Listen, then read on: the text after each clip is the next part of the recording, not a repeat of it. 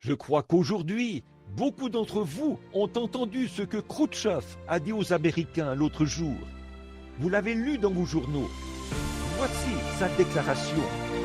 Si vous avez du discernement naturel, vous saisirez cela. Il a dit, si Dieu existe, il balayera le temple et le nettoiera de vous, les changeurs, les capitalistes. Vous voyez ce que ça veut dire, n'est-ce pas? Et il a raison. Un païen, un démon, un imposteur comme celui-là est obligé de proférer des menaces. Et pourtant, les gens continuent de dormir, de pécher, de boire, et ils n'en tiennent aucun compte, parce qu'ils n'ont aucun discernement spirituel du corps du Seigneur. Quel jour que celui où nous vivons, frères et sœurs, vous mes bien-aimés, je ne cherche pas à prendre parti, je vous dis simplement la vérité. Je ne suis responsable que de la Bible. Et je vous le dis, si vous croyez que je suis son prophète ou son serviteur, croyez que je vous dis la vérité. La fin est proche. Jusqu'à quel point, je ne sais pas. Et personne d'autre ne le sait.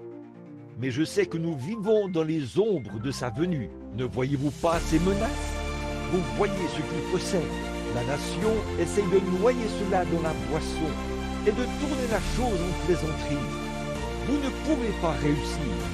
Ils le font pour éviter d'accepter le discernement spirituel que Dieu peut leur montrer. L'écriture sur la muraille. Nous savons que c'est là. Vous pouvez faire des plaisanteries à ce sujet. Utilisez Hollywood, la télévision, ou rester à la maison et contester cela si vous voulez. Mais un homme ou une femme qui est véritablement né de nouveau, qui a le discernement du Saint-Esprit, sera à sa place dans l'Église, à adorer, à réclamer des choses à grands cris et à faire tout son possible pour essayer de faire entrer des pécheurs. Certainement, si c'est Dieu, faisons.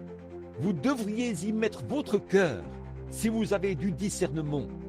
Travaillez, ne vous contentez pas de dire « Oui, je crois cela, c'est la vérité, c'est bien, Amen ». Puis, vous rentrez à la maison, mettez-vous au travail. Vous avez du discernement. Travaillez pendant que la lumière brille, car la nuit vient où personne ne peut travailler. Travaillez pendant que la porte nous est ouverte. Travaillez pendant que nous pouvons avoir des réunions comme celle-ci. Faisons entrer nos bien-aimés. Amenons-les dans l'Évangile. Allons chercher nos amis, nos voisins. Dieu est mort pour eux. Et nous devrions assez nous soucier d'eux pour travailler jusqu'à ce que nos mains cèdent. Sinon, nous entrerons là-bas les mains vides. Comme cette petite fille ici dans le Kentucky. Celle qui est morte récemment dans les collines tout là-bas. Ils étaient environ 8 enfants. Il y avait une petite fille qui était à peu près au milieu de cette fratrie. Elle était âgée d'environ 12 ans. Ses sœurs et ses frères étaient tellement paresseux qu'ils ne voulaient rien faire. Et étendue là, sa mère se mourait de cette horrible maladie, la tuberculose. Et c'est cette petite fille qui s'occupait du nettoyage, de la cuisine, de la lessive et de sa mère, pendant que les autres flânaient, jouaient et allaient nager. Finalement, sa mère est morte. Et la petite fille a dû continuer ainsi, parce qu'aucun d'eux ne voulait travailler.